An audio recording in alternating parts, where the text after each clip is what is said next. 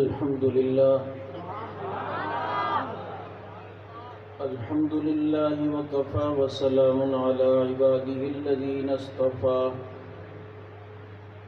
أما بعد فأعوذ بالله من الشيطان الرجيم بسم الله الرحمن الرحيم محمد رسول الله والذين معه أشداء على الكفار رحماء بينهم صدق الله مولانا العظيم ونحن على ذلك لمن الشاهدين والشاكرين والحمد لله رب العالمين يا رب صل وسلم دائما أبدا على حبيبك خير الخلق كلهم هو الحبيب الذي ترجى شفاعته لكل هول من الأهوال مقتحم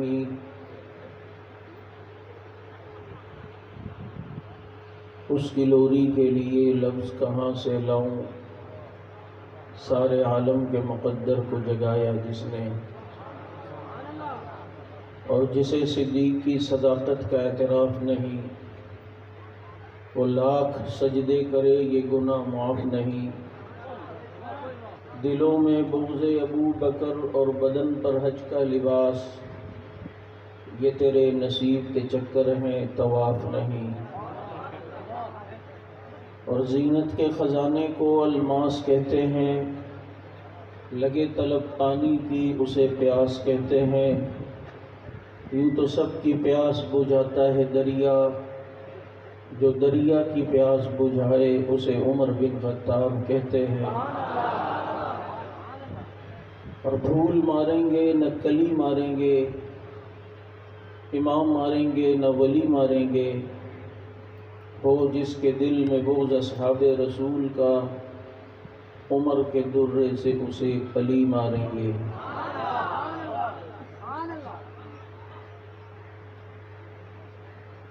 واجب الاحترام معزز علماء کرام، قائد ملت اسلامیہ علامہ محمد احمد لدھیانوی صاحب دامت برکاتہ العالیہ، اور ہماری ہر دل عزیز شخصیت مولانا محمد معاویہ اعظم صاحب اور دیگر ہمارے حضرات جو یہاں تشریف فرما ہیں، محرم الحرام کی 10 تاریخ کو ہونے والی احرار پارک کی یہ عظیم الشان کانفرنس اپنی آخری مراحل کو طے کر رہی ہے۔ چونکہ عصر کی اذان ہو چکی ہے اور مغرب میں وقت کم ہے، اس لیے میں اپنے بیان کو بہت مختصر کرنے کی کوشش کروں گا کہ میرے بعد قائد محترم کا بیان ہے۔ ساتھیوں نے سیدنا فاروق اعظم رضی اللہ تعالی عنہ کے عنوان پر بھی بات کا کہا، اور میں آ رہا تھا تو یہاں اذان کی آواز آنے لگی، تو میں نے سوچا کہ عمر اور اذان ان میں آپس میں اتنی مطابقتیں اور مماثلتیں ذہن میں آئیں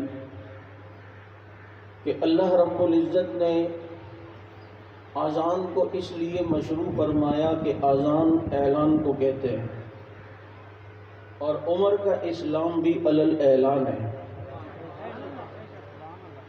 اذان کہتے ہیں اعلان کو، عمر کی ہجرت بھی ہے تو علی الاعلان ہے، اور اذان کے لیے فقہا نے لکھا ہے کہ مؤذن وہ ہونا افضل ہے کہ جس کی آواز بھی اونچی ہو اور جس کی آواز بھی بلند ہو۔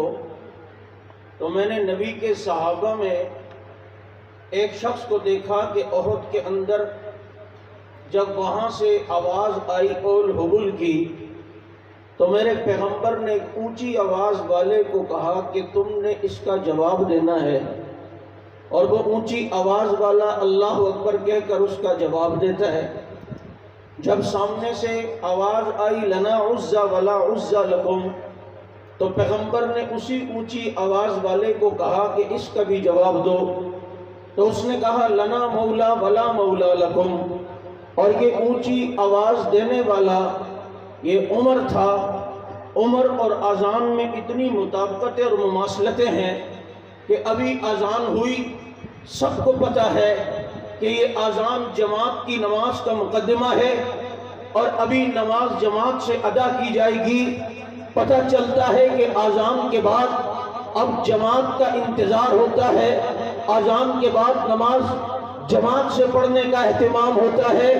سب ہی ایمان لائے، لیکن ایک ایسا تھا جو ایمان لایا تو اس کے اعلان اور اس کے اسلام کے بعد اب بیت اللہ میں جماعت کے ساتھ نماز ہو رہی ہے۔ بتاؤ نا وہ کون ہے؟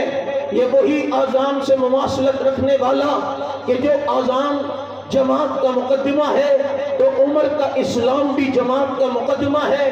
اور تم نے سنا ہے جہاں اذان ہو وہاں سے شیطان بھاگ جاتا ہے، اور جہاں پر عمر ہو وہاں سے بھی شیطان بھاگ جاتا ہے۔ اور اذان روکتی ہے فتنوں کو، عمر نے فتنوں کو روک کے رکھا۔ اذان ہوتی ہے یہ فتنوں سے بچاؤ کا ذریعہ ہے۔ عمر کی حکومت بھی جہاں تک رہی وہ فتنوں سے بچاؤ کا ذریعہ رہا۔ اور اذان جب صبح کو فجر میں ہو اب روشنی کی امید ہوتی ہے کہ اب طلوع سحر ہوگی، اب سورج کی روشنی پھیلے گی۔ یہاں عمر اسلام لاتا ہے، امید بنی کہ اب اسلام پھیلے گا اور اسلام کو عزت اور ترقی ملے گی۔ اسلام اور عمر اور اذان یہ مطابقتیں آپس میں بتا رہی ہیں کہ اذان اور عمر میں اتنا گہرا تعلق ہے۔ بچہ پیدا ہو کہتے ہیں جی اس کے کان میں اذان دو، کیوں کہ اذان کی برکت سے یہ شیطان کے شر سے بچے گا۔ ادھر علماء نے لکھا تیرے دل میں وسوسے آئے اپنے سینے پہ عمر لکھ دے، اللہ تجھے شیطان کے فتنوں سے انشاءاللہ العزیز محفوظ رکھے گا۔ اور یہ اذان جو ہوتی ہے یہ اذان اعلان ہے۔ میں نے کہا عمر کا اسلام وہ بھی علل اعلان ہے، عمر کی ہجرت وہ بھی علل اعلان ہے۔ اور یاد رکھ منافق کو یہ اذان اچھی نہیں لگتی، اور عمر بھی خدا کی قسم منافق کو اچھا نہیں لگتا۔ یہ اذان بھی اچھی نہیں لگتی اور عمر بھی اسے اچھا بولو اور نہ لگے۔ اذان بھی ہوتی رہے گی، عمر کے چرچے بھی ہوتے رہیں گے۔ اذان بھی ہوتی رہے گی، عمر کا نام بھی بلند ہوتا رہے گا۔ اور اذان ہوتی ہے، علماء نے مسئلہ لکھا ہے کہ جب اذان ہو روزہ بند کرو، کیونکہ رمضان میں اذان اول وقت میں ہوتی ہے۔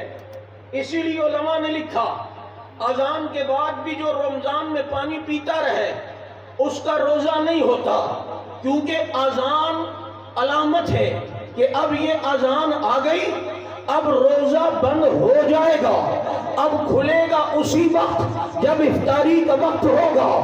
اگر یہ اذان اس روزے کو بند کرتی ہے تو عمر جب نبی کے روزے میں آیا کہا اب یہ روزہ بھی بند ہو گیا، اب اسی وقت کھلے گا جب عیسیٰ آئیں گے اور افطاری کا وقت ہوگا۔ تیری اس اذان نے اس روزے کو بند کر دیا ہے۔ عمر نے خدا کی قسم قیامت تک محمد کے روزے کو بند کر دیا۔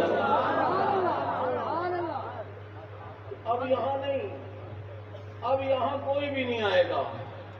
ہاں باہر آئیں گے، سلام پیش کر کے جائیں گے، اور وہی جائے گا جسے یہ اذان پسند ہو، وہاں بھی وہ جائے گا جسے اذان والا عمر پسند ہو۔ اسی لیے خواب میں جو اذان صحابہ نے دیکھی ان دیکھنے والوں میں عمر بھی ہے۔ اور پھر اذان کو خواب میں سنا عبداللہ ابن زید ابن عبد ربی نے آ کر نبی کو بتایا، پھر حضرت عمر نے بتایا۔ پھر علماء نے لکھا ہے اذان جب ہو اس کا جواب دو، جیسے مؤذن کہے ویسے کہو۔ اور یہ مسلم شریف کی روایت ہے کہ اذان کو دہرانا چاہیے، جیسے مؤذن کہے تم بھی ویسے جواب دو، تمہیں بھی اذان کا ثواب ملے گا۔ روایت تو مسلم شریف کی ہے، لیکن اذان کو اس دہرانے والی روایت کے راوی کو دنیا حضرت عمر فاروق کہتی ہے۔ اس لیے صدیق بھی ہیں، واقعی صحابی ہیں اور پہلے نمبر پر ہیں، اور فنا فی الرسول ہیں۔ نبی جب مشورہ لیتے حضرت صدیق نبی کو دیکھتے، جو نبی کے دل پہ ہوتا وہ حضرت ابو بکر کی زبان پہ ہوتا، اتنا فنا فی الرسول۔ علامہ خالد محمود رحمت اللہ علیہ نے ایک بڑا عجیب جملہ لکھا، فرمایا ابو بکر فنا فی الرسول تھے اور عمر فنا فی اللہ تھا۔ ادھر جو رب کا ارادہ ہوتا تھا وہ عمر کی زبان پہ ہوتا تھا۔ اس لیے نبی نے فرمایا، امت میں محدث ملہم سے ہے، جس کے دل پر اللہ الہام کرتا ہے، جس کی زبان پر فرشتہ بولتا ہے۔ اور میری امت میں اگر کوئی ہے جو رب العزت سے براہ راست جس کو الہام ہو، وہ نبی تو نہیں ہوتا لیکن اس کی زبان پر فرشتہ رب کے حکم سے بولتا ہے، وہ عمر ہے۔ اور پھر عمر اور رب ایسا ڈائریکٹ تعلق ہے۔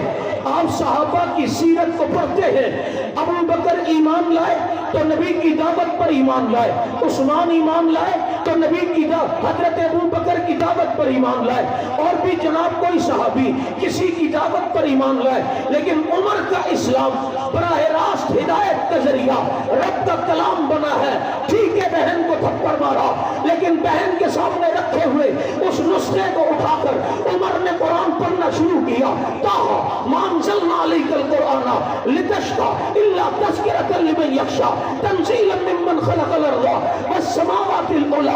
اللہ نے عمر کو ہدایت بھی دی ہے تو ذریعہ بیچ میں کسی کو نہیں بنایا، اگر بنایا ہے تو اپنے کلام کو بنایا ہے۔ اسی پر میں لو کان بعدی نبی لکان عمر، میرے بعد کوئی نبی ہوتا تو وہ۔ میں نے رات بھی ایک جگہ کہا، کسی نے کہا درجہ تو ابو بکر کا بڑا ہے، نبی نے عمر کے بارے میں کیوں فرمایا کہ میرے بعد کوئی نبی ہوتا تو عمر ہوتا؟ حضرت تھانوی رحمت اللہ علیہ نے بڑا شکانہ جواب دیا۔ کسی نے ان سے پوچھا کہ نبی فرماتے لو کان بعدی نبی لکان عمر، اب بتائیں مقام تو ابو بکر کا بڑا، نبی نے عمر کا کیوں فرمایا؟ حضرت کہنے لگے تم نے حدیث پہ غور نہیں کیا۔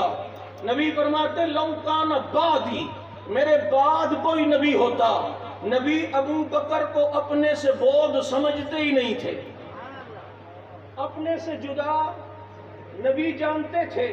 اگر میں سایہ، میں جسم ہوں تو سایہ ابو بکر ہے، میں تارہ ہوں تو تابانی ابو بکر ہے، میں سورج ہوں تو درخشانی ابو بکر ہے، میں اگر پھول ہوں تو خوشبو ابو بکر ہے۔ اس لیے وہ نبی اپنے سے ابو بکر کو جدا سمجھتے ہی نہیں تھے، اسی لیے تو فرمایا لو کان بعدی نبی لکان عمر، میرے بعد کوئی نبی ہوتا تو عمر ہوتا۔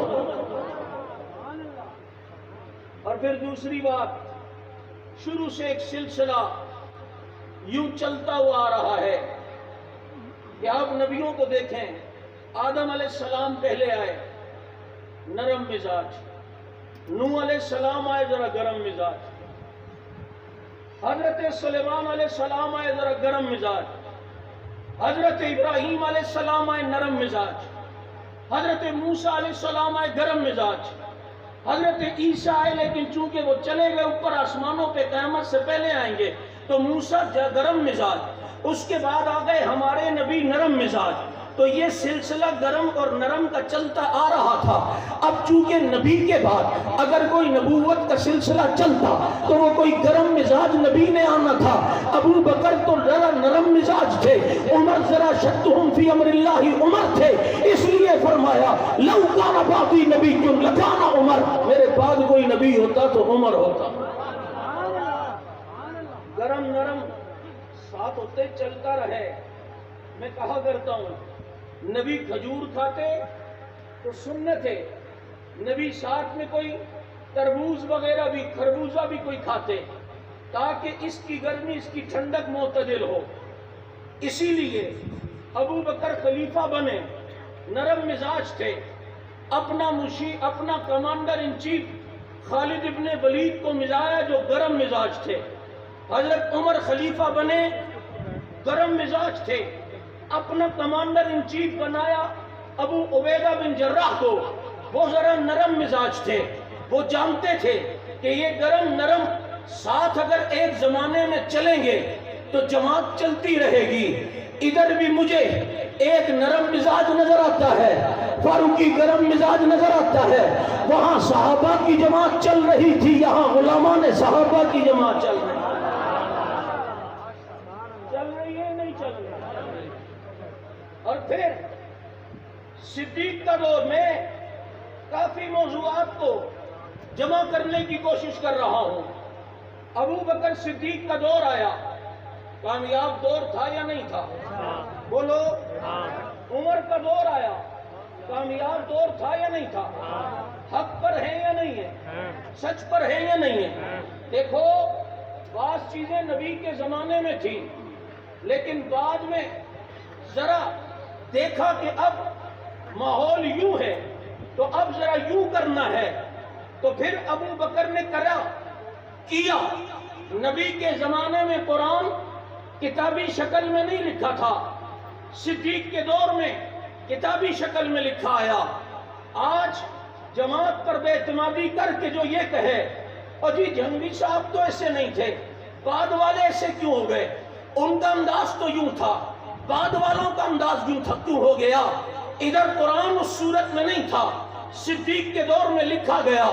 حضرت عمر رضی اللہ تعالیٰ عنہ، نبی کے دور میں عورتیں مسجد میں نماز پڑھتی ہیں. حضرت عمر نے ماحول دیکھا، منع کر دیا عورتیں مسجد میں نہ آئیں. ادھر اہل کتاب کی عورتوں سے نکاح مباح تھا.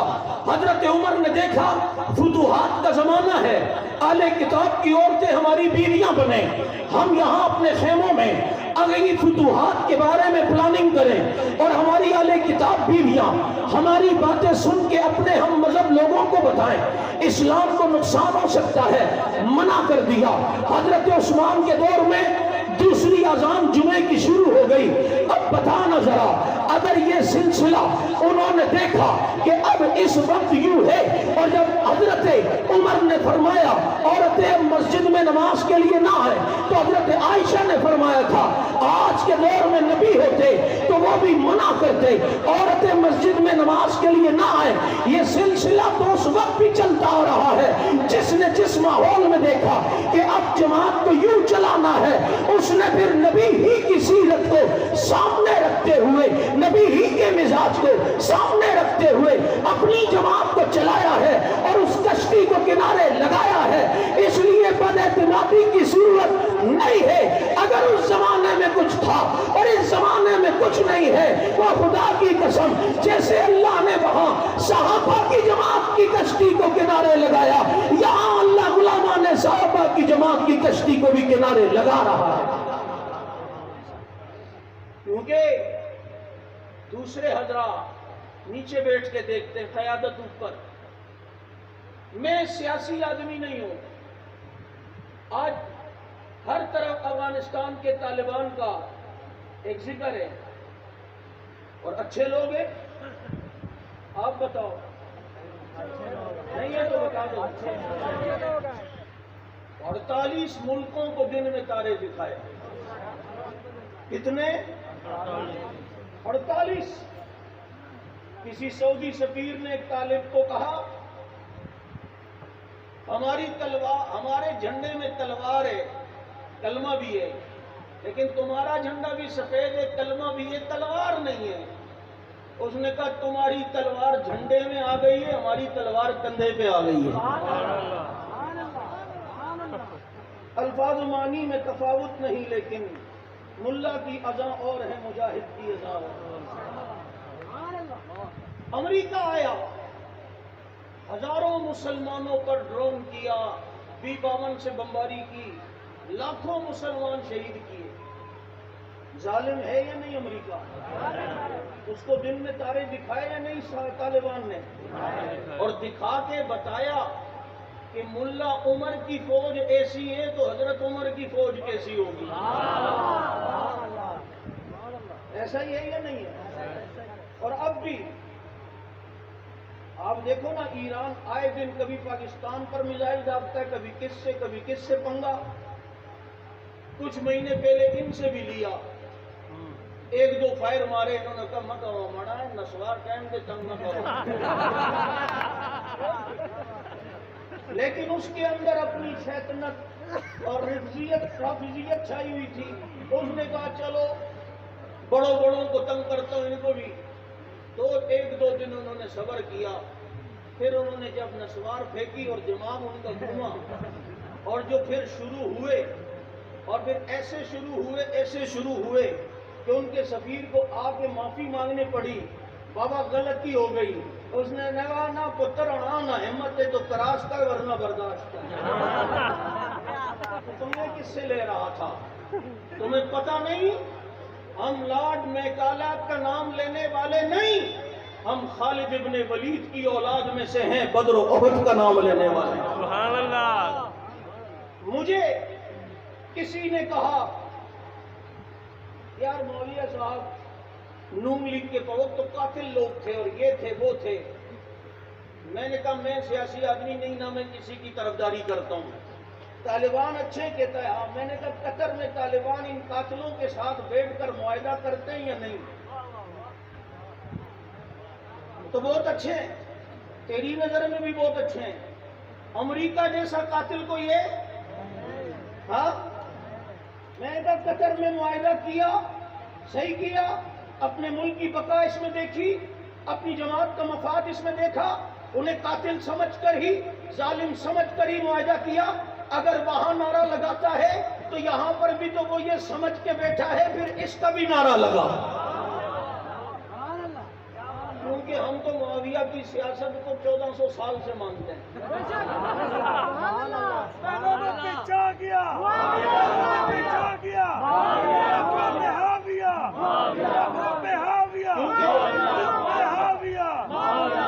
سیٹ ایک ہے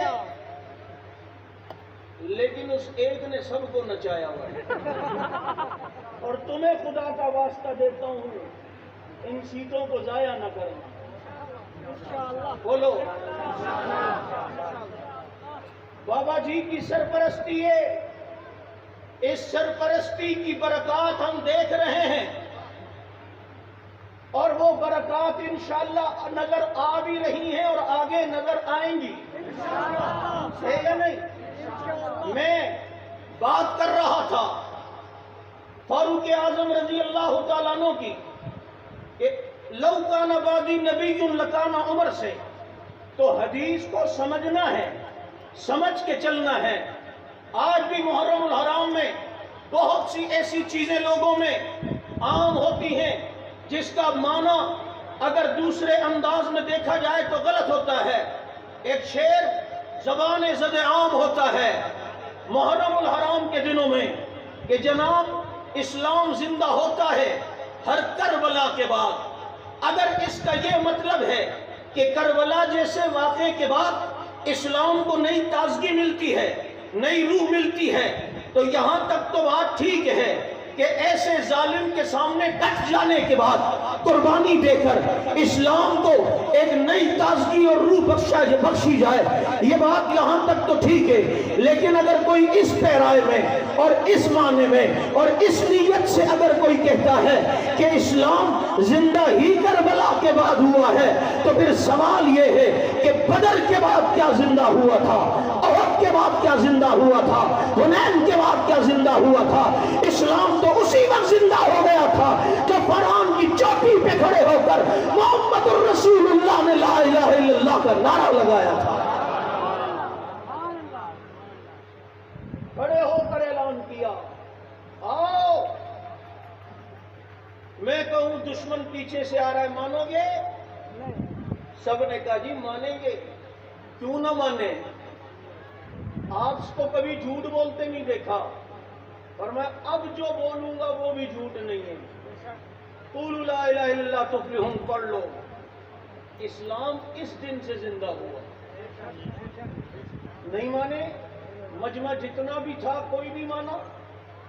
پتھر مار دیے، کسی نے گالی دے دی، کسی نے نبی کی توہین کر دی، نعوذ باللہ۔ مجھے کہنے لگا یار مولوی صاحب عجیب بات ہے، نبی نے فاران کی چوٹی پہ دعوت دی اور وہاں مجمع میں ایک بھی مسلمان نہیں ہوا۔ میں نے کہا رب نے ہونے نہیں دیا۔ تو کہ کیوں؟ میں نے کہا اس مجمع میں وہ نہیں تھا کہ جس نے سب سے پہلے ایمان لانا تھا۔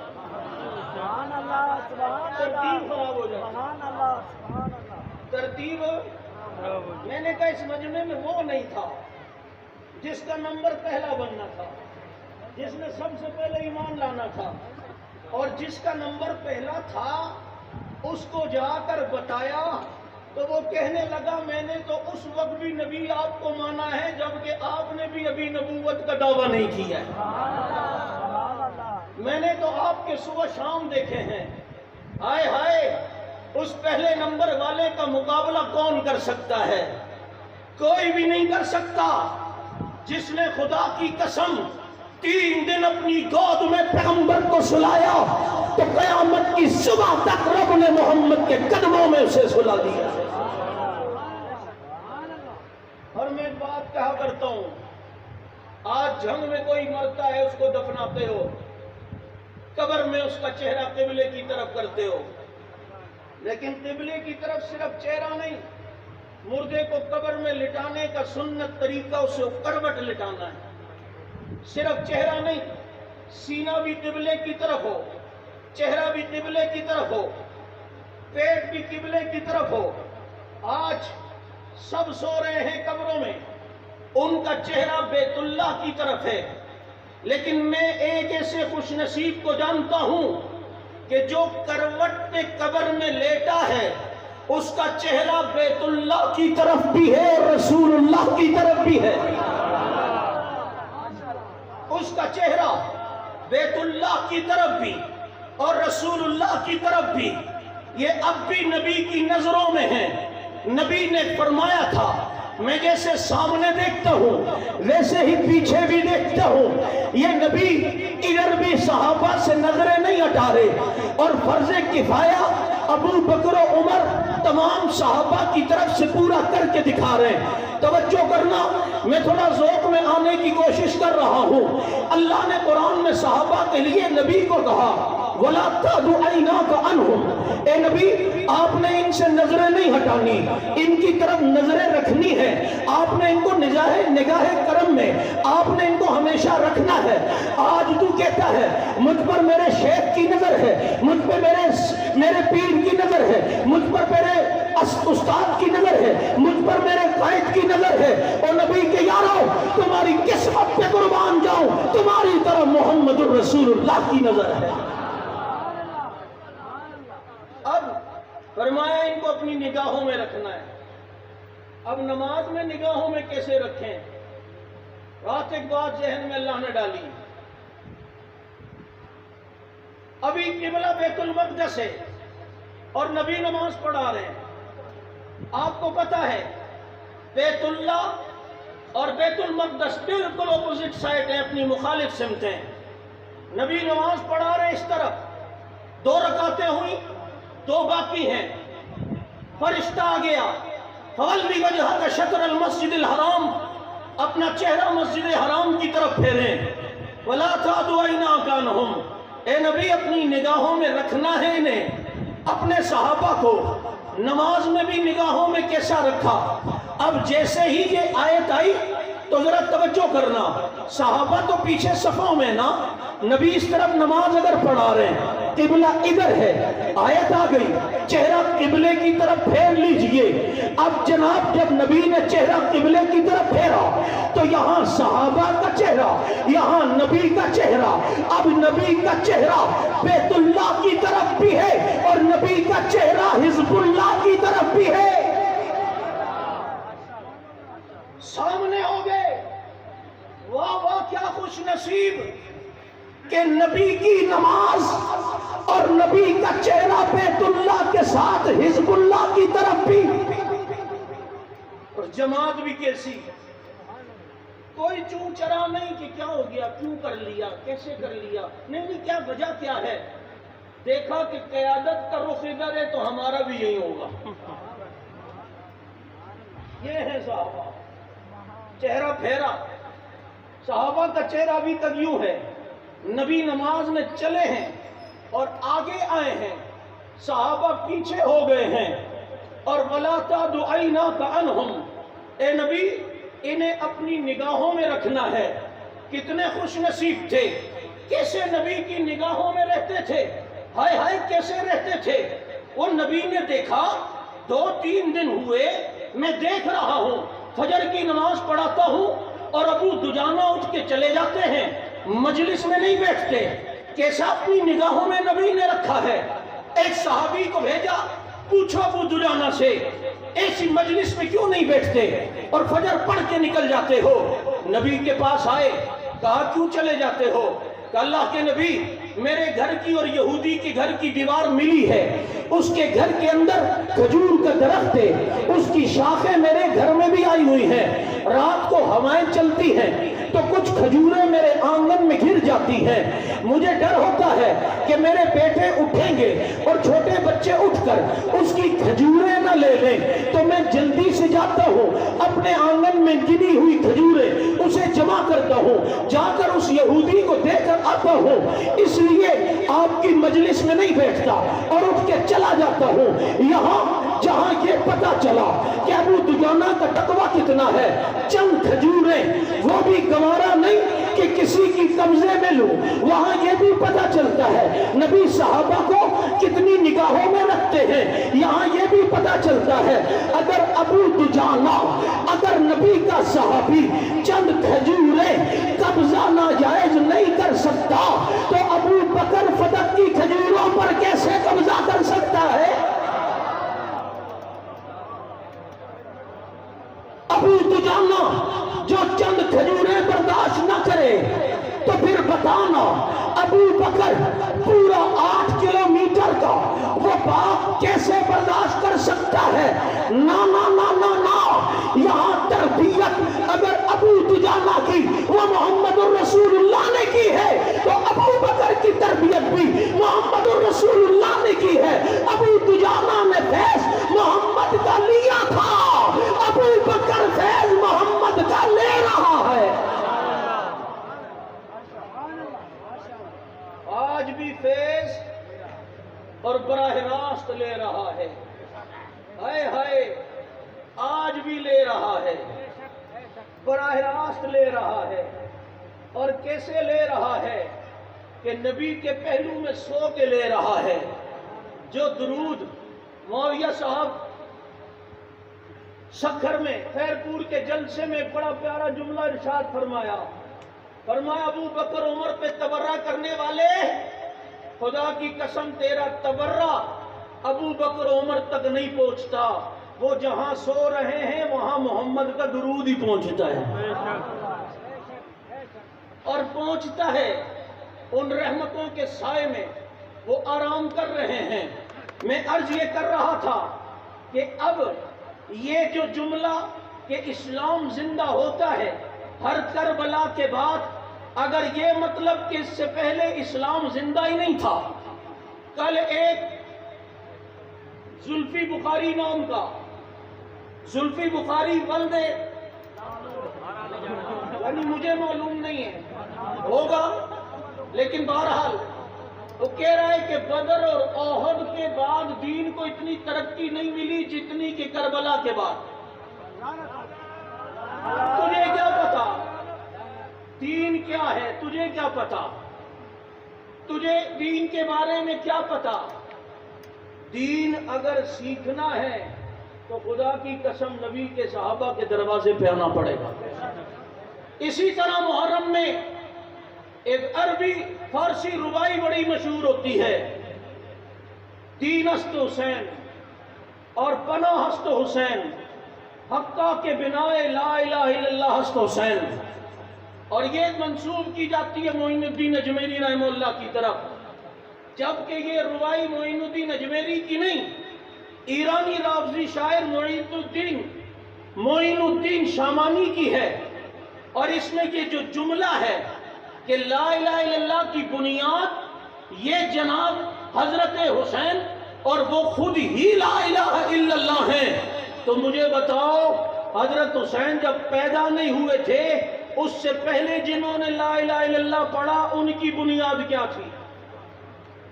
حسین تو پیدا بعد میں ہوئے ہیں، اس سے پہلے تو کتنے کلمہ پڑھ کر جامع شہادت نوش کر گئے۔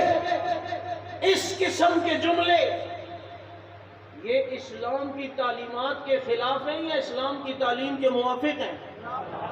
اس لیے یاد رکھو، ایک بات بہت زیادہ کی جاتی ہے، نبی نے فرمایا من کنت مولا فہذا علی مولا، اور پھر اس سے خلیفہ بلا فصل ہونا ثابت کیا جاتا ہے۔ دنیا میں اس قوم کے پاس حضرت علی کے خلیفہ بلا فصل ہونے کی سب سے بڑی دلیل یہ سمجھی جاتی ہے، من کنت مولا فعلی مولا، جس کا میں مولا اس کا علی مولا۔ لیکن تمہارے سامنے کوئی یہ دلیل رکھے خلیفہ بلا فصل ہونے کی، اس کو کوئی دلیل تو خلیفہ بلا فصل ہونے کی دے رہا ہے، لیکن یہاں جس کا میں مولا اس کا علی مولا، یہاں مولا کا ترجمہ خلیفہ کر کے دکھا، نہیں سمجھ آئی؟ بھائی ثابت خلافت کرنی ہے تو ترجمہ خلیفہ سے کرنا ہے یا نہیں؟ الٹا لٹک جائے گا، لیکن مولا کا جو لفظ ترجمہ خلیفہ نہیں کرے گا، کیونکہ اسے پتہ ہے اس سے یہ پوچھا جائے گا۔ اگر یہاں من کنت مولا فعلی مولا کا ترجمہ یہ ہے کہ جس کا میں خلیفہ اس کا علی خلیفہ، تو اگلا سوال ہوگا کہ نبی کس کے خلیفہ ہیں؟ نہیں سمجھ آئی؟ اس لیے وہ مر جائے گا، کبھی اس کا ترجمہ خلیفہ نہیں کرے گا، نہیں کرے گا۔ اس لیے میں آپ سے یہ بات عرض کر دوں، اس وقت دنیا میں محنت ہو رہی ہے کہ صحابہ کرام سے کسی طرح لوگوں کو متنفر کیا جائے، اور اس میں ایک بہت بڑا کردار سوشل میڈیا میں ایک آنے والا پلہ جسے مرزا انجینئر کے نام سے جانتے ہیں، وہ مرزا جہنمی جس کو جہلمی کہا جاتا ہے، اور اپنے ساتھ انجینئر لکھتا ہے، حالانکہ وہ حقیقت میں پلمبر ہے اور اپنے کو انجینئر لکھتا ہے۔ اس کو انجینئر کہنا ایسا ہی ہے جیسے ختنہ کرنے والے کو سرجن کہنا شروع کر دو کہ جناب بہت بڑا وہ سرجن ہے، اور اعتراض صحابہ پر، اور کون کر رہا ہے؟ یہ آج میں۔ اور پھر دلیل بات کیا ہوتی ہے؟